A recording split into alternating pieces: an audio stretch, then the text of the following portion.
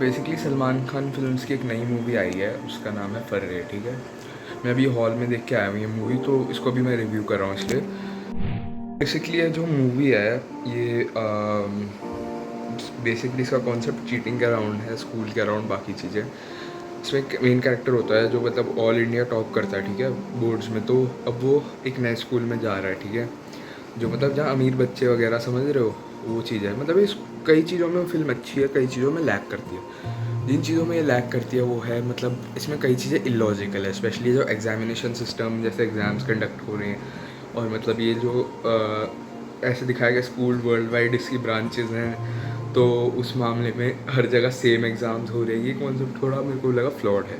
दो तीन चीज़ें बाकी ठीक ठाक एवरेज मूवी है, वन टाइम वॉच अगर देखनी हो तो। मूवी स्टार्ट होती है जब ये अमीरों के स्कूल में दो लड़कों, एक लड़की की और एक लड़के की एडमिशन हो जाती है।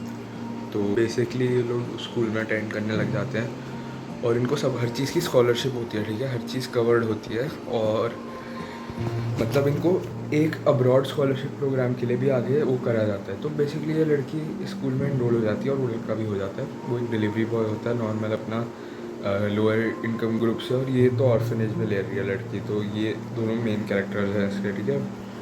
उसकी एक लड़की से दोस्ती हो जाती है, ये लड़की घुल मिल रही होती है उन लोगों के साथ, पर वो लड़का बिल्कुल ही मतलब वो होता है लोनर टाइप, वो किसी से घुल मिल नहीं रहा होता, और वो समझता है कि ये लोग बिल्कुल ठीक नहीं है, और उस लड़की को भी इन लोगों से दूर रहने के लिए बोलता है।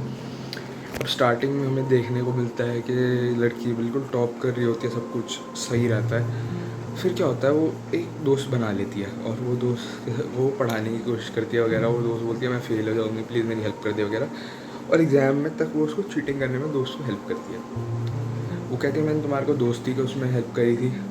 तो लड़की बोलती है प्लीज़ मैं तुम्हें पैसे दे दूँगी, कुछ भी कर दूँगी, तुम मेरे को चीटिंग कराते रहो, मेरी ये प्रॉब्लम है। वो मतलब रोना धोना स्टार्ट कर देती है, समझ रहे हो ना बात। तो वो उसको इमोशनली एक तरीके से उस जाल में बांध लेती है। फिर जैसे ही वो उसको जाल में बांधती हो तो बंद गई, और उसको भी दिख रहा है कि उसको पैसे मिल रहे हैं वगैरह, उसकी फाइनेंशियल कंडीशन तो ठीक है नहीं। तो एक तरीके से वो लड़की उसको मैनिपुलेट कर लेती है। तो अब अगले सीन में हम देखते हैं कि लोग नई तरीके की चीटिंग मैकेनिज़म्स डेवलप करते हैं। अलग अलग तरीके से ये लोग चीटिंग करते हैं। जैसे ये लोग लाइक आंसर ए है तो पेन फ्लिक, आंसर बी है तो ऐसे सिर पे हाथ रखना, ये मैकेनिज़्म बना लेते हैं, निंजा मैकेनिज़्म चीटिंग का, और ये इससे चीटिंग कर भी लेते हैं।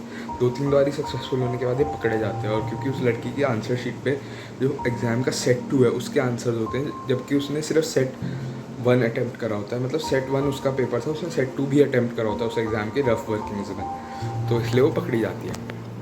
और ये MCQ एग्ज़ाम्स है, सारे MCQ बेस्ड एग्ज़ाम्स दिखाए हैं, जबकि ये रियलिटी नहीं है, MCQ बेस्ड नहीं होते, मतलब लॉन्ग आंसर टाइप्स भी होते हैं जैसे हमारे इंडिया में। बट ये दिखाया गया है, और मतलब ये स्कूल दिखाया गया, इसकी बहुत ब्रांचेज़ हैं।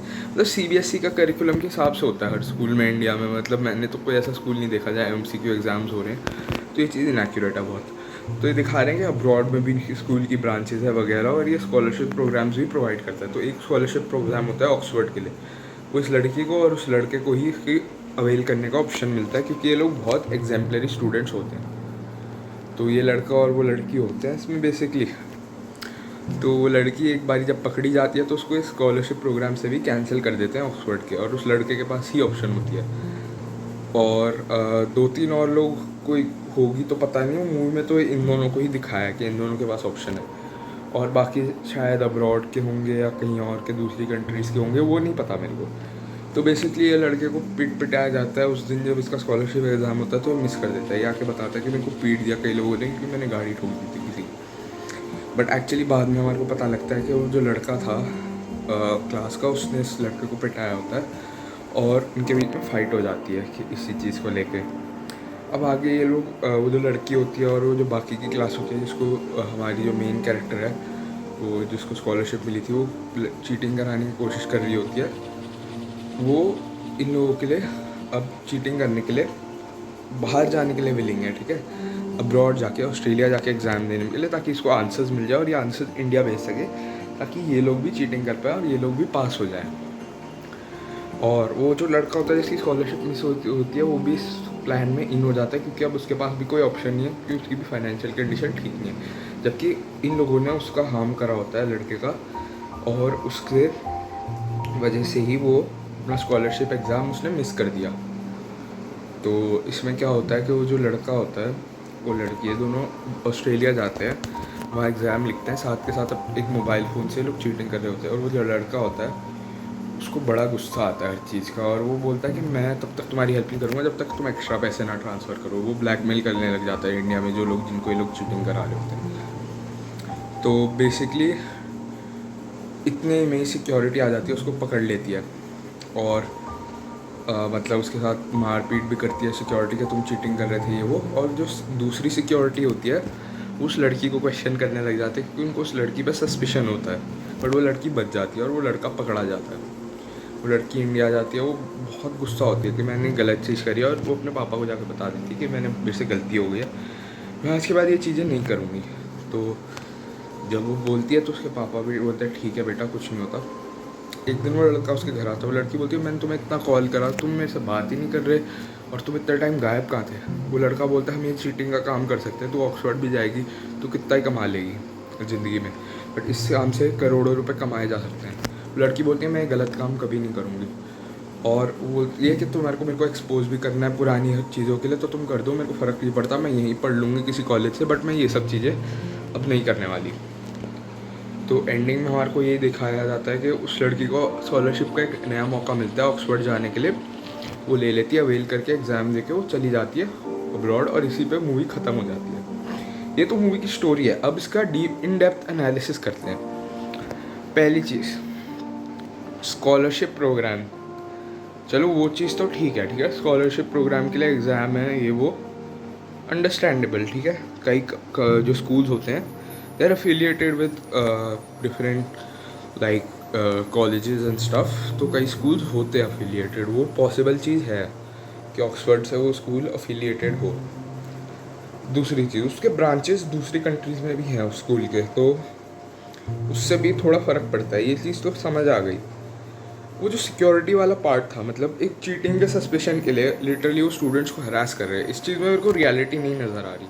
मतलब ये कुछ ज़्यादा ही ड्रामेटाइज करने की कोशिश करी गई है, ये चीज़ इनएक्यूरेट है। दूसरा, MCQ मोड ऑफ एग्जाम्स इस मूवी में दिखाए जाते हैं, जो कि बहुत इनएक्यूरेट है। इंडिया में तो ऐसा एग्जामिनेशन सिस्टम है नहीं कि MCQs ही हो। और ये जो चीटिंग मैकेनिज्म है, मतलब ये लूप होल्स को यूज़ करना वगैरह, कोई ऐसे पागल होगा इंसान जो दूसरी कंट्री में भी सेम एग्ज़ाम है, यहाँ भी सेम एग्ज़ाम है, मतलब टाइमिंग का डिफरेंस है, मतलब कोई इतना पागल थोड़ी होता है। वहाँ के टीचर्स उनके हिसाब से एग्ज़ाम डिज़ाइन करेंगे, यहाँ के टीचर्स यहाँ के हिसाब से एग्ज़ाम करेंगे। तो मूवी में एक ये फ्लॉ है, ठीक है। बट ठीक है, मतलब ड्रामेटिक करने के लिए मूवी में कुछ तो दिखाना था उनको, तो उन्होंने ये दिखा दिया, ठीक है। कुछ क्रिएट करना था, मतलब ये था कि इंट्रीग क्रिएट करने के लिए कुछ भी इन्होंने बना दिया, मतलब कुछ स्टडी नहीं करी, मतलब कुछ ऐसे ही बना दिया इन्होंने।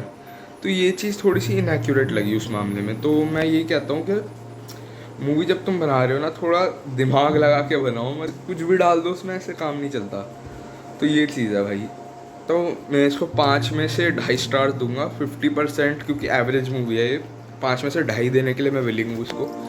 बाकी ऐसा कुछ तुम्हारे दिमाग को कंपेल नहीं करेगी सोचने में। मतलब एक मूवी है जिसे तुम एस्केप कर सकते हो, मतलब कुछ काम कर रहे हो तो डिस्ट्रैक्शन की तरह यूज़ कर सकते हो। उसको देख लिया, बस खत्म है, अपने पॉपकॉर्न एंजॉय करो। ऐसे ये ट्रेलर देखा था ना, मैंने कुछ एक्सपेक्ट कर रहा था इसमें कुछ ड्रामा होगा, मतलब उसमें ऐसे बिल्ड कर रहे थे जैसे कुछ अभी एलीट है ना, एलीट, और जिसका रीमेक क्लास बना है इंडिया में, तो वैसा सा कुछ होगा। बट एक्चुअली वैसा नहीं था, मतलब नॉर्मल तुम्हारा टीनेज ड्रामा था जिसमें कॉन्फ्लिक्ट क्रिएट करा गया। तो मतलब पेंसिल के बार कोड से चीटिंग करना, मतलब छोटी ये लाइन बड़ी लाइन, भाई बार कोड, कोई कॉमन सेंस होती है ना किसी के अंदर, उसको भी पता है कि बार कोड पे सिमिलर होता है सारा। मतलब ये चीटिंग का भी जो इन्होंने एंडिंग के सीन में दिखाया ना, बार कोड से चीटिंग करना, मतलब वो भी मेरे को थोड़ा सा वो लगा, मतलब इलॉजिकल।